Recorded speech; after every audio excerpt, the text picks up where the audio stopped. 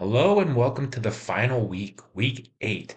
One chapter, not a lot of slides. I won't be talking to you guys very long today. Um, you got chapter 17 this week, forecasting and planning. You made it to the end of the term. Final is open note, open book. Take your time. You got over 3 hours to get 40 questions done. Plenty of time. Um, use the spreadsheets for the formulas. Good luck.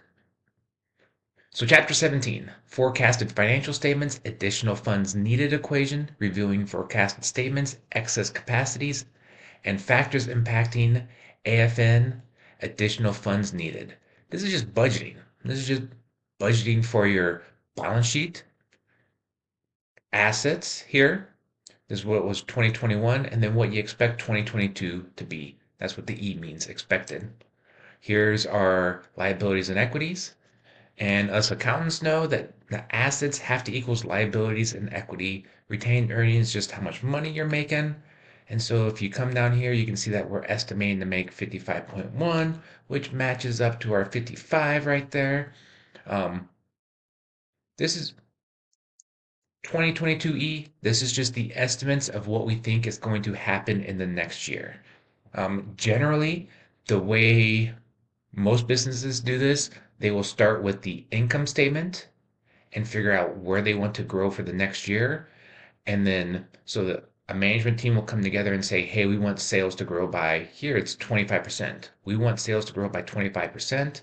And then they send the finance accounting people back to their offices to figure out how that's going to come from, what that's going to look like on the rest of the income statement. And then they will come up with estimates on where the assets are going to come to support that, and then what kind of liabilities that looks like to support that. A lot of times, what we do is we also look at the key ratios then.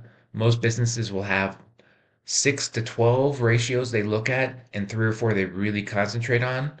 Um, Here you can see, and this is in the example, the PDF that's also on the Canvas, you can see NWC's key ratios, basic earning power 10%. They're going to keep that the same for 2022. Profit margin 3.15, return on equity, that's going up. Days sales outstanding 43, and then on down the road. Some key assumptions and preliminary financing forecast. Operate at full capacity in 2021. Each type of asset grows proportionally with sales. Payables and accruals grow proportionally with sales. 2021 profit margin 3.15 and payout will be maintained. Sales are expected to increase by 500 million. So this is just saying we operate at full capacity. Each type of asset will grow with in proportion with sales. So one more dollar of sales says the assets are going to grow. Payables and accruals grow proportionally with sales.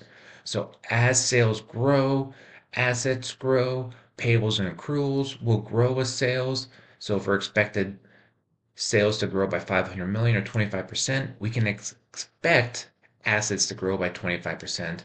We can expect payables and accruals to grow by 21% or 25%, and our profit margin and payout will be the same. So additional funds needed. How are we going to pay for this? So you go through and we got our different numbers that are coming from the example. And it looks like we're going to need about $170 million to make things happen. So management's review of the financial forecast, consultation with some key managers has yielded the following revisions. The firm expects customers to pay quicker next year, thus reducing DSO days sales outstanding to 34 days without affecting sales. There's going to be a new facility to boost the firm's net fixed assets to 700 million, new inventory system to increase the firm's inventory to turnover to 5 times without affecting sales. So we're going to get cash faster, but we're going to spend a lot of money, but then we're going to be able to turn over the inventory faster. So management's review of the financial forecast, these changes will lead to adjustments in the assets and will have no effect on the firm's liabilities and equity section or its income statement. So staying the same, the net fixed assets goes to 700, and this is going to affect our key financial ratios. We're still bad on the basic earning, profit margin's bad, return on equity is not great, but our days sales outstanding we're going to get that lower down. That's better. Inventory turnover, it's going to get better. Our fixed asset turnover, it's going to get better. Total asset turnover, it's going to stay the same. Liabilities to equity, that's still a little high. Time interest earned, 6.25, that's still not great. Current ratio is not great. Payout ratio, it's not bad. So we still have a few things to work on, but getting this day sales outstanding fixed first is probably the best way, because then with our new facility also, we'll be able to figure out how much fixed assets and inventory we can do and get our cash faster, have less inventory on hand, and then all these other numbers are going to fall in line and we can really start working on those. What was the net investment in capital? The capital 2022 forecasted equals net operating working capital plus net fixed assets. So 550 minus 315 minus 190 plus 700. So 1.125 million, which is a billion. Capital of 2021 was 900 million. So our net investment in capital is 225. Not all cash is used for operations. How much free cash flow is expected to be generated in 2022? Earnings before income taxes minus net investment in capital. So 125 times 75, we get our 93.75 minus our 225. We're going to have free cash flows of negative 131. But that's to build that new facility, get our fixed assets up to 700, get our day sales down, our inventory turnover up. So hopefully that investment is and that negative number is temporary and just this year. How can excess capacity affect the forecasted ratios?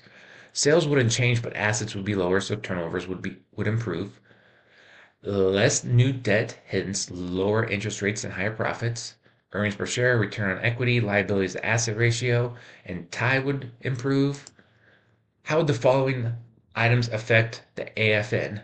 Higher dividend payout ratio, increase the AFN, less retained earnings, higher profit margin, decrease AFN, higher profits, more retained earnings, and this just keeps on going through. All right, congratulations. You're done listening to me talk for the rest of this term. Finals are due Sunday at midnight if you're following along weekly. If you're way ahead, congratulations. I hope you do great. Remember, if you have any questions, get a hold of me early and often. Don't wait until the last minute. If you email me Sunday at 6 p.m., I am not going to get back to you in a timely fashion. Please email me on a Thursday or a Friday morning, and I'll get back to you as quickly as I can. Good luck with the final. Thank you for hanging out with me for these last 8 weeks. Bye bye.